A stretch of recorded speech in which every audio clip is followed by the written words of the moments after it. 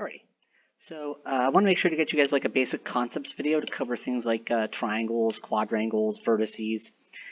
Also just things like navigation, QWERTY. I know some of that stuff's in the earlier Blender videos, the intro to Blender video, but I really want to make sure you got kind of some of those basics, right? Now I like being in the modeling menu because that kind of gives me my basic modeling tools. Remember, if you want, you can also turn off your camera, right, and your light. Those kinds of things right there. And that way you don't have to see those. Now, you'll notice that this is a quadrangle, right? Remember, quadrangle, quad means 4, right? So I'm in vertex mode, right? Remember, object and edit mode are right up here. 1 is vertex mode on the keyboard. And I'll just do a left-click drag box select because that's our kind of default selection tool, right? Remember, if you hold down left mouse button on this guy, there's your selection types, right? Tweak, select box, circle, all that good stuff. Select box is fine for us for now, for these little demos. But you see when I select, it selects 1, 2, 3, 4 vertices. Remember, a vertex is a point in space, right? So just a point in space. A quadrangle is a polygon, right? An actual shape that has 4 vertices. Squares, rectangles, right? If I was to select these and just hit W for move, right? Grab that red arrow for the x-axis. This is now a rectangle, right? But it's still got 4 vertices. It's a quadrangle. Even if I was to move these guys over this way, like that, that's still a quadrangle, right? The shape itself doesn't matter. A quad is not a square. A quad is a polygon that's got 4 vertices. So a square is a quadrangle, but a quadrangle is a bigger class. Rectangles, parallelograms like this are also quadrangles. Basically any polygon, any shape that's got 4 sides or 4 vertices. Now, of course, if I was to say select those 2 verts, remember right mouse button in Blender kind of brings up your options, in this case for vertex. And I can connect these 2 vertice pairs, and that makes an edge between them. So remember, 2 is edge mode, right?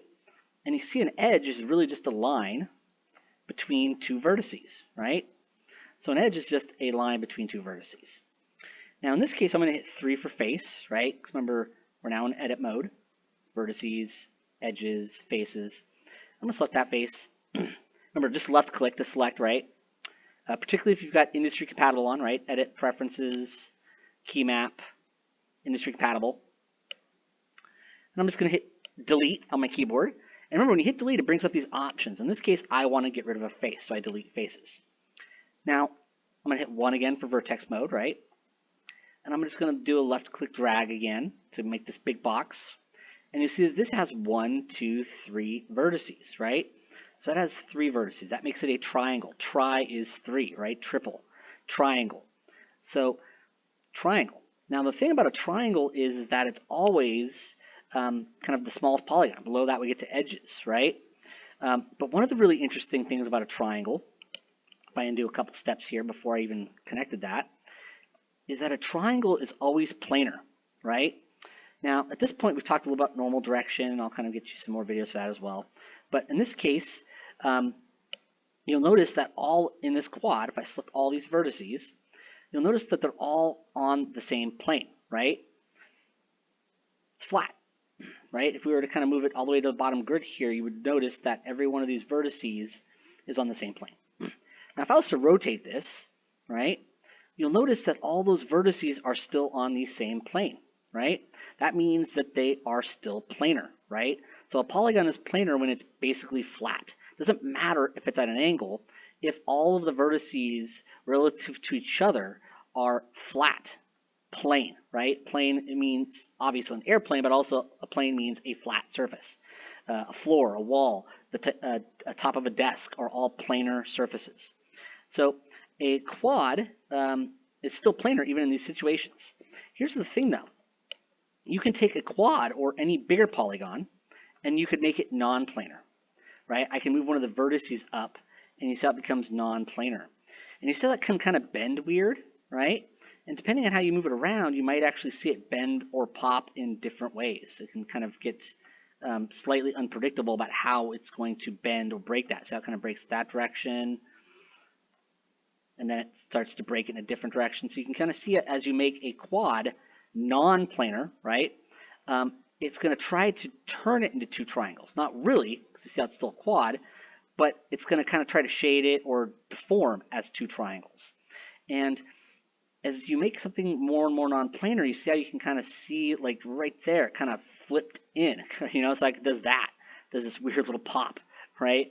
So you have to be careful with quads to a certain extent because of that. Now, one of the great things about a triangle, I'm kind of going to do it before then, and remake that triangle, then I'll get rid of the face, is that no matter what you do to this vertex or any vertex, you notice how this triangle is always planar, right? That is always a planar polygon. So one of the great strengths of triangles is that they're never going to do that weird little thing you saw with the quad where it kind of like popped in and out, because it was trying to take a quad and turn it into two triangles, at least virtually. A triangle is always planar. So video game models tend to be tessellated, triangulated, so that their polygons are always planar, right? Even film, when you do the final renders, they actually render as triangles because the triangle always looks good. It always is going to deform properly. So believe it or not, a triangle is actually a quite predictable polygon. The biggest problem, though, is with triangles, you can't really add or select edge loops. So even though a triangle is quite a predictable polygon, it's not easy to model with, right? A quad is fairly predictable, but it can become non-planar, and that could occasionally do some weird stuff. But the denser the mesh is, which in the modern age, most models are reasonably dense, your quads aren't going to get that non-planar. And selecting edge loops and adding edge loops is just super predictable on a quad. So even though a triangle is actually quite a reliable polygon, it's not easy to model with. Quads are kind of the next best thing, and certain tools like selecting and adding edge loops work super reliably with quads. So remember, we really, really like quads. And now we kind of have the idea of what a planar versus a non-planar is, right? So planar is when all the vertices are on the same plane, no matter even if it's at an angle. You'll notice that all these vertices relative to each other are flat, right? And we saw that with a quad, depending on which vertex you move, it can become non-planar. Now, one of the last things is coplanar, which is really easy to see on a two triangles. You notice that we have two polygons here, two triangles. But you notice that both these polygons are on the same plane. That's coplanar, right? That's coplanar. One of the last things I want to kind of briefly just show up was go to edge mode, select that edge. I'm going to hit delete, right? Dissolve edges. Remember, you guys don't have to follow any of this. This is just a concept video. Select this edge really quick, right-click on it, and subdivide because that'll give me an extra vertex right there. Now we have an n-gon. And actually, I went back to the point where I added a really undid that. So I'm going to just delete those faces. There we go. So an n-gon, remember, is any polygon that has 5 or more vertices, right? So when you look at this, we have 1, 2, 3, 4, 5 vertices, right? That's an n-gon. Now, if I was to go in here and add even more, right? So let's say I was go to edge mode and I was to subdivide an edge again, you'll notice that there is now 6 vertices, right? That's still an n-gon. So remember, n-gon in this case is kind of a variable, right? The n is kind of like a or b or x or y when you're doing algebra, right? They're variables. They're letters that can stand in for any number. That's what the n part of an n-gon is it's variable. Any polygon that's got 5 vertices or more, in this case 6 vertices now. If I added another one is 7 vertices, still an n-gon. Now, one of the things about n-gons is you see how you can make these things super non-planar in really bad ways, and they become really unpredictable to shaping it the shape you want, particularly if you're dealing with something that's got a lot of curvature. So our least favorite polygon is the n-gon because it can become super unpredictable. N-gons we usually only use on like flat surfaces when we know that they're not going to misbehave, basically. So just trying to kind of remind you guys about some of those things, and now we have kind of a context for planar, coplanar, non-planar, and we can see a little bit one of the strengths of triangles, planar, always planar. Not easy to model with though. Quads, kind of that, like we said, Goldilocks polygon, kind of the best of everything really. And n-gons, you basically think of them as chaos polygons, right? You could really make them non-planar and look really bad and really weird, and so we prefer to not work with those at all. you should have a strong quad preference. So yeah, just kind of a little bit more about those, and just to kind of remind you guys what a planar polygon, or not a planar polygon, but like say what normal direction is, because we talked about that a little bit also. Is normal direction is really just the direction your polygon is oriented, right? So if I was to rotate this like this, right, you'll notice that I've still got kind of the, because the rotate tool's on, right? E for rotate, W, move, E, rotate, R, scale. Also, you know, Alt left rotates your camera, Alt middle mouse button moves it, Alt right mouse button zooms it. But also W for move, E for rotate, R for scale, Q for selection, right? But they are right here as well. But one of the things you'll notice is that right now I've got my manipulator oriented to global. So your manipulators line up to the world, right? In the actual standard kind of X, Y, Z axes. Now, if I switch this, if I click on this pull down and I go to normal, you'll notice that now all of a sudden that manipulator, whichever manipulator it is, lines up with the direction of the face. In particular, the blue arrow is going to be your normal direction. So really, normal direction is really just kind of which way the face is pointing, right? Which way the face is pointing. And it doesn't matter how much I rotate it, right? You'll see that that still lines up with the normal direction. It's basically kind of perpendicular to it, right? Perpendicular to it. So kind of some cool little things to think about there and how these tools work. I'm going to quickly talk to you guys about how exactly the loop cut tool is working here. So I'm just going to go to edge mode really quick, and I'm just going to extrude some edges. And you'll notice you can extrude border edges just with the same old extrude tool. There we go. And I'm going to rotate that a little bit, just because I really want to kind of get you guys to see the multi-cut tool a little bit more. Now, or not multi-cut, sorry, that's what Maya would call it, loop cut, right? Multi-cut, loop cut, pretty close though. So remember, loop cut's right here, and you notice that this will add an edge loop in that wraps all the way around, right? And it'll keep following the surface. Because what a loop cut is doing is basically whatever edge you're over, right? What it's going to do is it's going to try to find the opposite edge perpendicular, right? So remember, perpendicular is kind of when things meet at a right angle, right? So in this case, you see when I click over this, it's going to want to add an edge loop in kind of across it, right?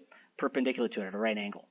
But it's always looking for that opposite edge, right? And that's why it can add that edge loop in to follow along that surface.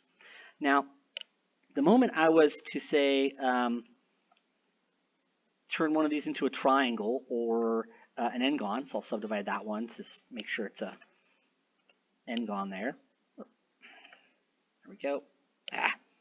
Keep hitting W instead of 2. And then I'm going to intentionally create a triangle here. All right. Remember, you guys don't have to do any of this. This is just a concept video for you guys. Now, the moment I go to loop cut, you notice how it stops at that triangle, and you notice how it stops at that n-gon. That's because when you get to an n-gon, it can automatically say, hey, I'm not going to use this edge, right? Because that's adjacent, right? So that's where it stops. It always looks at the edges that actually touch that edge it's going to add the loop cut to, and it says these are adjacent, so I can disregard those. I'm not going to use those. So what it's doing is it's looking for a single opposite edge. But you'll notice that the two options that we have left, there's two options, right? So when the loop cut gets there, it just stops because I don't know which one to pick. Same thing's happening with a triangle, right? Automatically, these two edges are adjacent. There is no opposite edge. But you'll notice with quads, there's always one single opposite edge, right? So that's why the loop cut really, really works well on quads, right? Because it can always find a single opposite or parallel edge to predictably and reliably follow along. The moment it gets to a triangle, there's no opposite edges, right? Because there's just the ones that touch it. And the moment it gets to an n-gon, even if it's just a 5-sided n-gon, it has at least two options. It doesn't know what to pick, right? So keep that in mind. That's kind of what's going on with these tools. You'll even find that, in this case, those aren't good examples because there's no edge flowing through there. But that even works with edge loops. Like you see when it gets to the triangle here, particularly that one, it doesn't know what to do. So adding and selecting edge loops works way more predictably, way more reliably on quad polygons. And this is just, like I said, I want to make a concept video for you guys just to kind of, these are things we needed to talk about, and we've talked about many of them already in class, but I want to make sure you guys also had a cool video for that as well. So I think that'll end that concept video.